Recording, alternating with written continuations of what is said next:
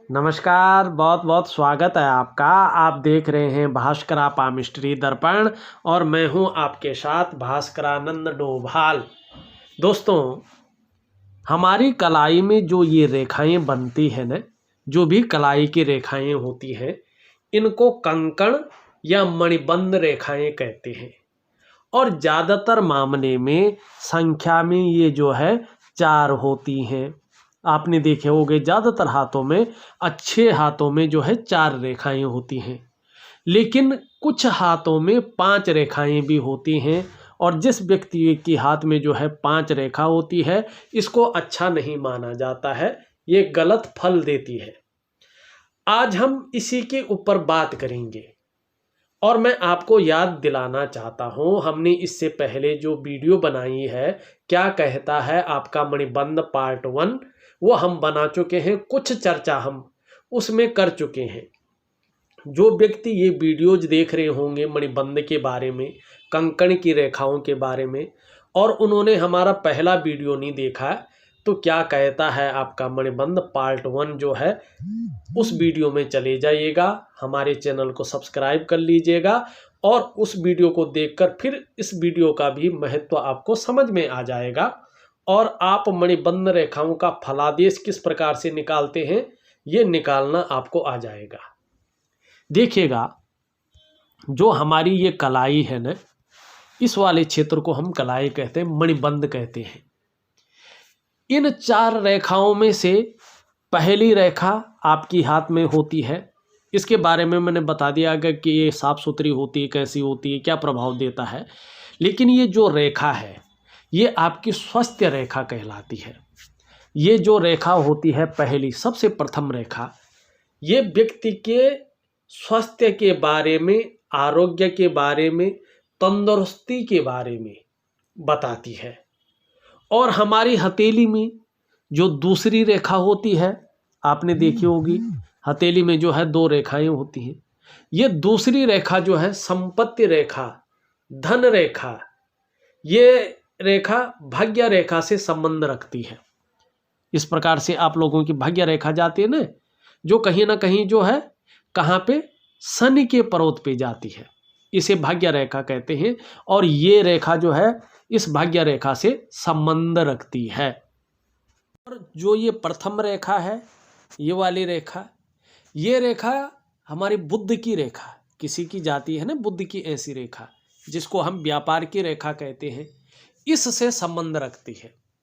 और हमारी कलाई में जो ये तीसरी लकीर होती है, जो तीसरी मणिबंध की रेखा होती है, इसको कहते हैं सुख रेखा, जो आनंद देती है, जो आपने कमा रखा उसका भोग करने का परिणाम देती है। सुख रेखा, स्वास्थ्य है, धन है, और सुख यदि ना हो तो क्या फायदा है।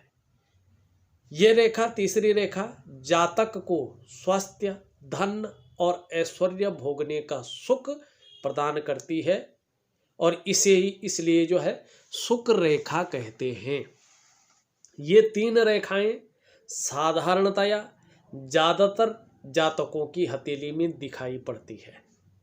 और जिन जातकों की हथेली में स्पष्ट रूप से मणिबंध में ये 3 रेखाएं होती हैं, ये रेखाएं उस व्यक्ति के पूर्व जन्म के उच्च कर्मों को भी बताती है कि उस व्यक्ति ने, उस जातक या जातिका ने, मानी पुरुष या महिला, किसी भी हथेली में ये 3 रेखाएं स्पष्ट हो सकती हैं, अपने पूर्व जन्म में उच्च कर्म किए होंगे, जिसके कारण इस जन्म में उसको मनुष्य योनि प्राप्त हुई है, एक मानव की योनि प्राप्त हुई है।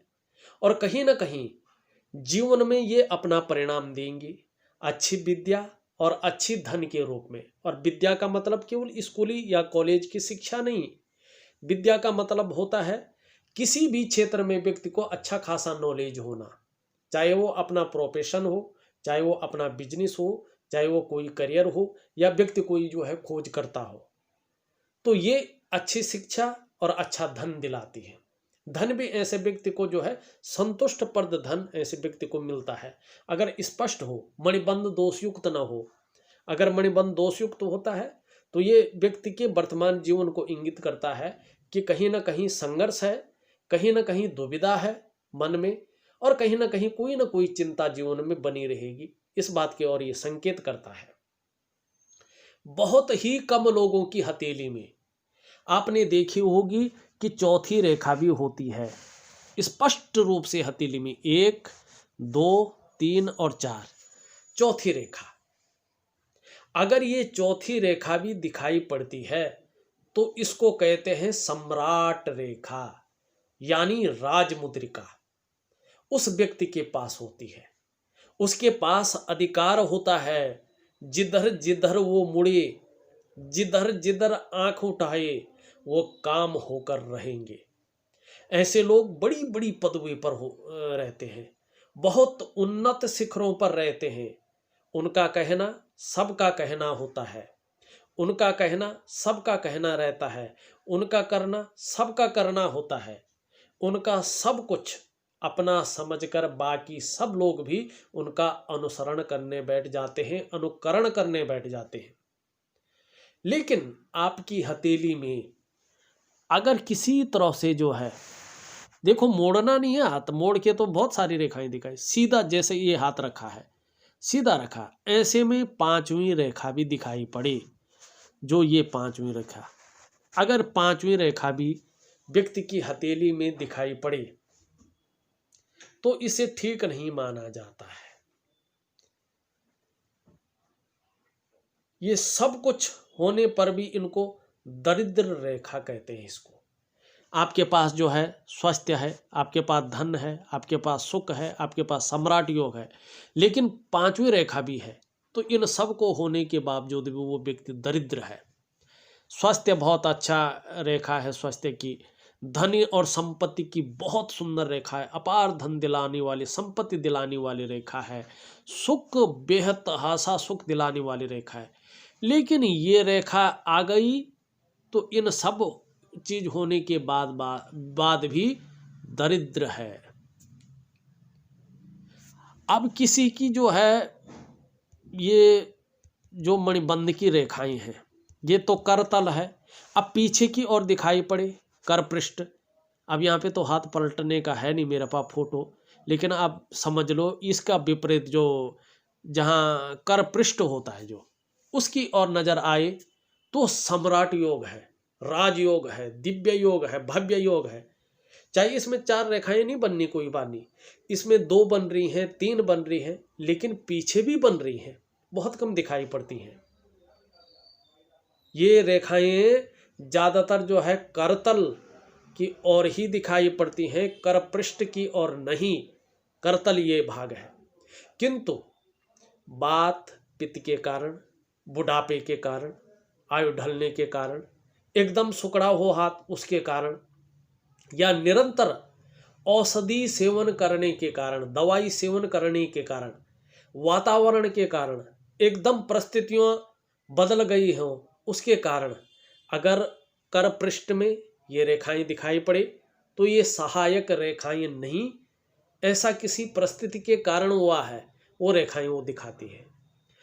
अगर कर पृष्ठ पे है इस कारण रेखा आ गई है तो इसको सम्राट योग, राजयोग, भव्य योग या दिव्य योग नहीं कहेंगे, ठीक है ना। ये साधारण रेखा है, उस परिस्थिति के अनुसार हुआ है। इनको छोड़कर अगर एक स्वस्थ व्यक्ति जो काफी स्वस्थ है, उनके हाथ में अगर कर पृष्ठ की ओर अगर ये रेखाएं दिखाई पड़ती हैं तो कह सकते हैं वो राजयोग है, वो दिव्य योग है, वो भव्य योग है, वो कहीं ना कहीं जो है आपका जो है सम्राट योग है, बहुत उन्नत पदवी पे जाएगा। जैसे सम्राट बैठा रहता है ना, उसको गद्दी मिलती है, उसको सारी सुख सुविधाएं मिलती हैं, वो जिधर उंगली घुमाता है उधर उसका आज्ञा का पालन होता है, ठीक है ना। जो चीज उसको चाहिए होती है उसके आंखें दिखाते ही सब कुछ आ जाती है। कैसी भी परिस्थिति हो, अगर उसने कह दिया काम होना चाहिए तो वो काम होता है, वो उसी हिसाब से होता है, ठीक है ना। उसके पास जो है मैन पावर की कमी नहीं होती है, उसका ऑर्डर का पालन करना, हर किसी को जो है उसका ऑर्डर का पालन करना पड़ता है, तो वो सम्राट योग है, ठीक है ना। और बहुत कम हथेलियों में ये सम्राट योग बनता है।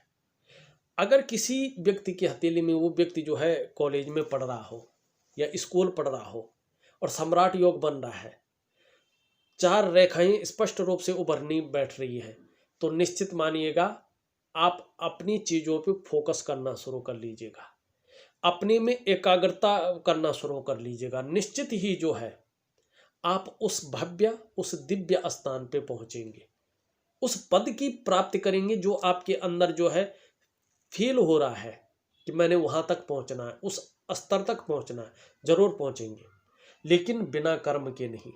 अगर आपकी हथेली में राज, भव्य, सम्राट वगैरह कोई भी योग बन रहा हो, आप मेहनत नहीं करते हैं तो वो योग दरिद्र योग से भी नीचे जाएगा, कुछ नहीं कर पाएंगे।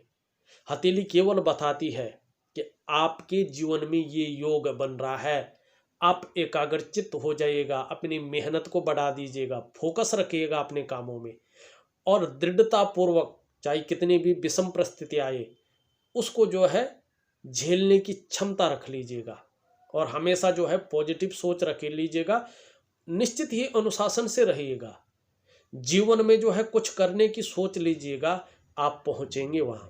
अगर दरिद्र योग बन रहा है तो ये बता रहा है कि आप जो है अपने जीवन काल में जो आपकी सोच है वो थोड़ा कहीं ना कहीं कमी है, उसमें जो आपके क्रियाकलाप हैं कहीं ना कहीं सही नहीं है, उसमें फोकस की ज़रूरत है, उसमें मेहनत की ज़रूरत है। और गधों की तरह मेहनत की नहीं, मेहनत एक सकारात्मक दृष्टिकोण की तरह, उस प्रकार से उस दृष्टिकोण रख के मेहनत करिएगा जिसमें सफल हो। आप अपने से बड़े जो गुरु हैं, चाहे परिवार में आपकी मम्मी हैं, आपके पापा हैं, आपके दादाजी हैं, या जिसको आप मानते वो है, उनकी अच्छी सलाह पे जो है गौर कर लीजिएगा। वो दरिद्र योग एक किनारे रह जाएगा, आप सम्राट योग पे पहुंच जाएंगे। लेकिन मेहनत सबसे बड़ी चीज है, कर्म के बिना कुछ नहीं मिलता है, ठीक है ना। अब 5वीं रेखा ये वाली अगर आपकी हथेली में आ जाती है तो ये दरिद्र योग है। और अगर आप इस हथेली को डुलाते हैं किसी तरह से, मैं कभी वीडियो में बताऊंगा, तो वैसे ही इसको डुलाते नहीं है हम, कभी इधर करते हैं प्रकर पृष्ठ की और कभी इस चीज़ को इधर करते हैं, इसको घुमाते रहते हैं हथेली को ना। अगर हिलते समय, मणिबंध हिलते समय, हाथ हिलाते समय रह कर घुमाएंगे, रह कर अगर आप घुमाएंगे तो टिक टिक की आवाज़ आए, इक्के दुक्के बार आए तो कुछ नहीं है। जब कभी मोड़ते रहेंगे इसको, जब कभी हिलाते रहेंगे तो तभी टिक टिक की आवाज़ आती है ना, कट कट की आवाज़ आती है, टिक टिक की आवाज़ आती है। ऐसी आती रहे तो व्यक्ति कितना भी धनी क्यों ना हो दरिद्र बन जाएगा, ये इसकी निशानी है। राजा भी क्यों ना हो रंक बन जाएगा। कलाई में आवाज़ होना, 5वीं लकीर होना अच्छा नहीं माना जाता है। तो दोस्तों ये थी कलाई की जानकारी। इसी प्रकार की रेखाओं का अध्ययन कैसे किया जाता है, हर वीडियो को मैं बड़ी सरलता से डालने की कोशिश करता हूँ। कोशिश रहती है आप जो है इसको गहराई से समझें, और इसके लिए आपको सिर्फ एक काम करना है। जब ये वीडियो चल रही है इसके नीचे रेड कलर में, ध्यान रखें केवल रेड कलर में सब्सक्राइब लिखा है, और जिसने हमारे चैनल को अभी सब्सक्राइब नहीं किया है उस रेड बटन को दबा दीजिएगा। साथ में जो है घंटे का आइकन होगा उसको भी दबा दीजिएगा और ऑल कर लीजिएगा। मैं इसमें केवल जानकारी से भरी वीडियो, चाहे वो हस्तरेखा से संबंधित हो, ज़्यादातर तो हस्तरेखा से संबंधित होती है, बाकी और भी जो आपकी जीवन के लिए बहुत उपयोगी है वैसे वीडियो जो है इस चैनल पे डालता रहता हूँ। आप इस चैनल को सब्सक्राइब कीजिएगा, लाइक शेयर कीजिएगा। निश्चित तौर पे जो है बहुत बड़ा फ़ायदा आपको इस चैनल से होगा और बहुत कुछ आप सीख पाएंगे इस चैनल से। हथेलियों का अवलोकन करना मुझसे भी अच्छी तरह सीख पाएंगे और हाथ पे आपकी बहुत अच्छी पकड़ बन पाएगी।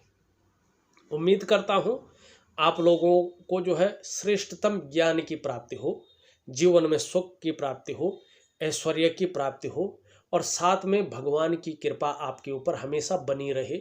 उस बद्रीनारायण और हमारे उत्तराखंड का वो सुदूर बैकुंठ धाम बद्रीनारायण और भगवान केदारेश्वर की कृपा आपके ऊपर हमेशा बनी रहे। इसी कामना के साथ आपसे विदा लेता हूँ इस अंक में। अगले अंक में एक बार फिर से उपस्थित होऊंगा एक नई जानकारी से भरी वीडियो के साथ। तब तक के लिए नमस्कार।